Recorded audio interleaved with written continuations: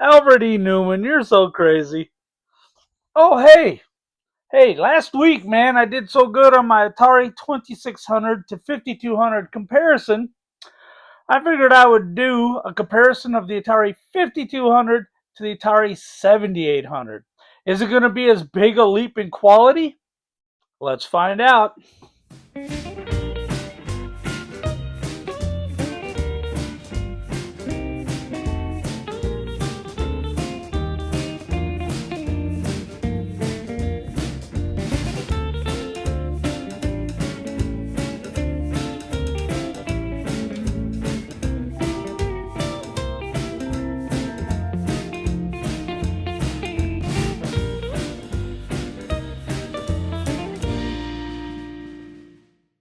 Alright, so here are the games we'll be comparing. Pac-Man, Ms. Pac-Man, Joust, Centipede, and Dig Dug.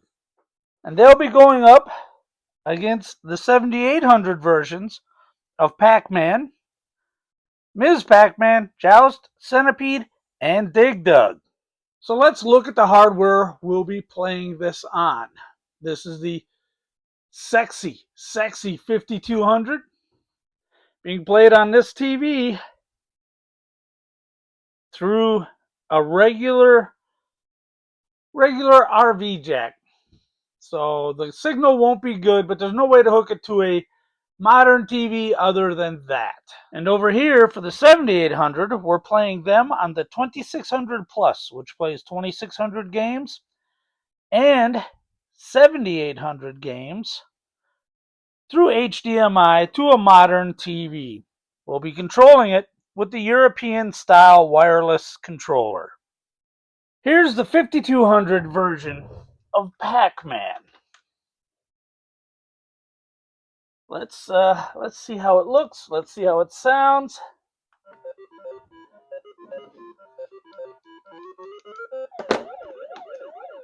All right, when this baby came out in '82, we were pretty damned impressed with it. The sounds are decent. The control's pretty good if you can overcome the original controller. I got them all! Here is the Atari 7800 version of Pac-Man. This one has the advantage of being programmed just a little while ago from a homebrew that Atari purchased.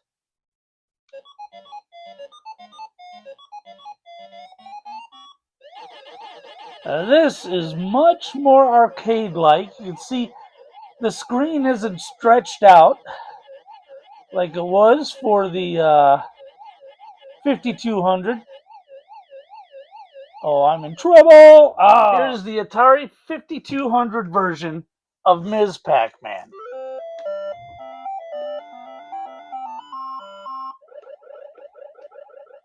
And as you can see, it moves a bit slow. It really picks up later on as you get into the higher levels. But it moves pretty slow in the initial levels. Here is Ms. Pac-Man for the Atari 7800.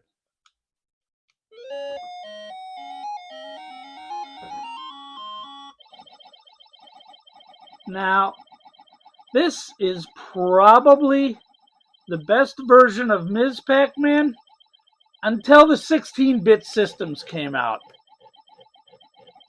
This one really, really rocks. Alright, so here's Joust for the mighty 5200.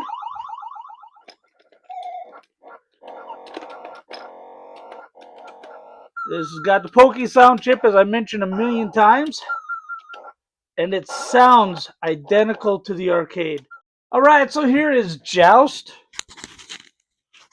for the 7800.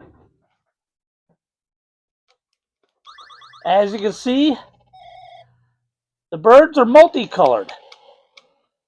The sound is not good. This is not using the Pokey chip. So if you don't use the Pokey chip, you have to rely just on the 2600 sound chip. And as we know, that was definitely an inferior sound chip. Oh! But the graphics are more detailed. Your platforms have a bit more color to them. Alright, so here's Centipede for the Atari 5200. Sounds are arcade perfect because it uses the arcade chip for the sound. Yeah, that's what we want to see.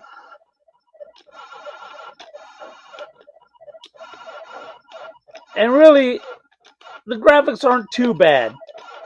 If you're a huge fan, like I am, of the arcade game, you can spot the differences pretty easily. Alright, here is Centipede for the Atari 7800. This game moves quite a bit differently than the 5200. The graphics actually appear to be more blocky, or blockier, in this one.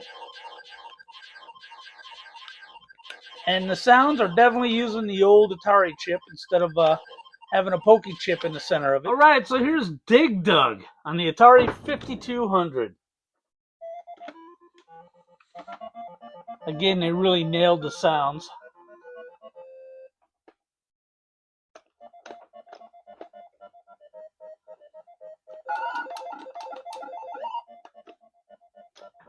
Now, the music doesn't stop playing when he stops walking like it does in the arcade. All of your bad guys are monochrome, as well as your guy.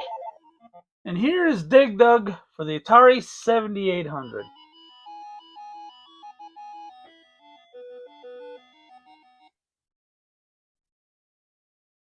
Now, the music is done right on this one. Oh! Oh, he snuck out. Snuck out and got me. Alright. You'll see your characters are much better detailed.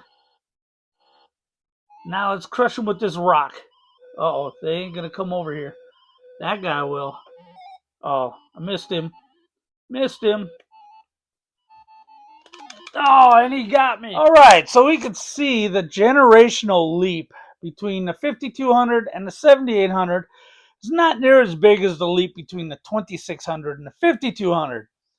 However, with the exception of one game, Centipede, there was definitely an advantage for the 7800. And I would blame the programmers for Centipede. They worked extra hard on the 5200 version and just kind of punted the 7800 version. But other than that, there you have it.